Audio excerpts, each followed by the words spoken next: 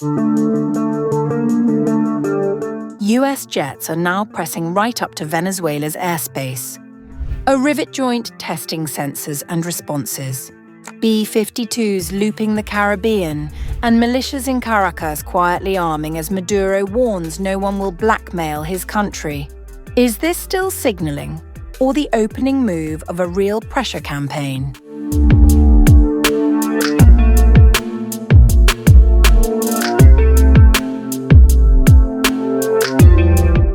A new phase of US pressure against Venezuelan President Nicolás Maduro is now unfolding in the skies just off Venezuela's Caribbean coastline. On November 20th, online flight trackers and observers began detecting multiple US military aircraft flying unusually close to Venezuelan airspace, among them several FA-18 Super Hornets, and most significantly, a US Air Force RC-135V Rivet Joint electronic surveillance aircraft, a platform optimized for monitoring, mapping, and stimulating enemy radar and air defense networks. According to the War Zone, these flights are part of a broad military posture that the US says was originally deployed to counter narcotics flows across the Caribbean, but which has now expanded into a strategic pressure campaign directly targeting Maduro.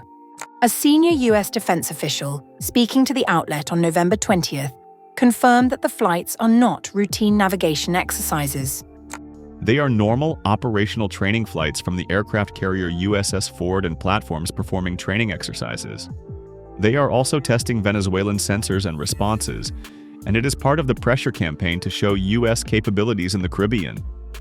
Testing air defenses from outside territorial airspace is a long-established US tactic, used from Libya to Iraq to Serbia and beyond. By flying within detection ranges but without violating sovereignty, RC-135 missions can provoke radar activation, track radio communications, evaluate response time, and build a digital map of the opponent's electronic order of battle. On November 20th, when asked to comment on the observed aircraft activity, a spokesperson for the US Southern Command issued a carefully worded statement to the War Zone. For operational security reasons, we do not comment on the movement of aircraft supporting ongoing operations. We refer you to the press release for information about Operation Southern Spear and the joint task force established to conduct the operation. These deployments are growing in scale. Observers have also spotted B-52H strategic bombers, conducting repeated flights in the region since October 15, 2025, alongside tactical aircraft. The US posture appears calibrated not only for military functionality, but signaling. Experts cited in the War Zone note that the fact that some aircraft are broadcasting their positions openly on tracking networks is itself a message intended to be seen, interpreted, and felt in Caracas. Meanwhile, the political temperature is also rising. On November 20th, US Secretary of Defense Pete Hegseth told One American News that the Biden administration was preparing to escalate legal designations against the Venezuelan leadership.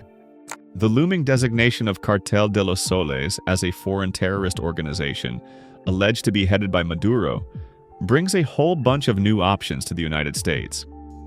If implemented, that designation, set to take effect November 24th, unless blocked by Congress, would enable expanded authorities for intelligence, interdiction, and potentially direct military targeting of individuals and networks on Venezuelan soil.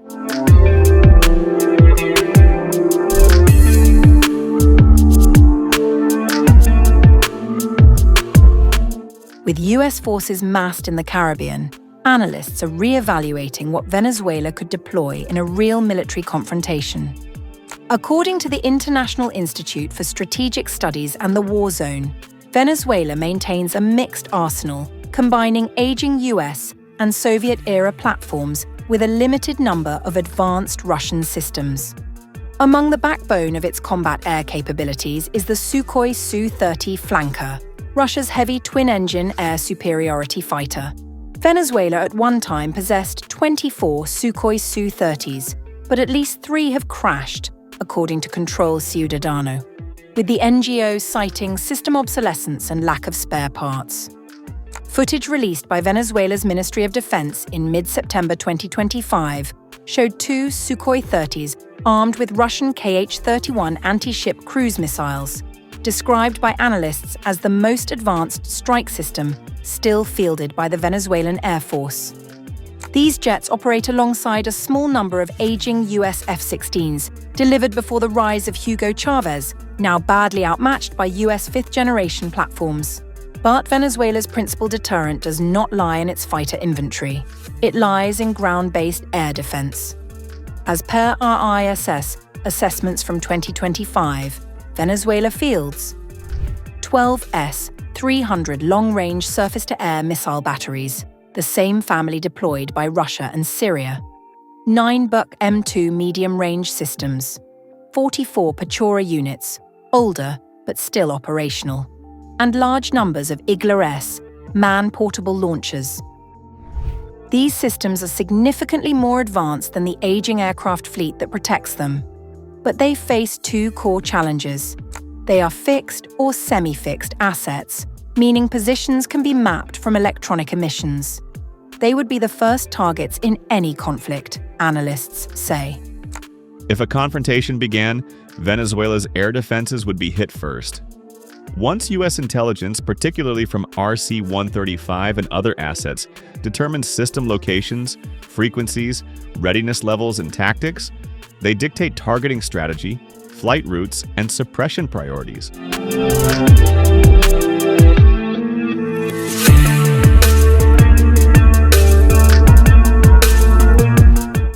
Against this escalation, President Nicolás Maduro has taken his response directly to television cameras and sometimes even to the piano keyboard.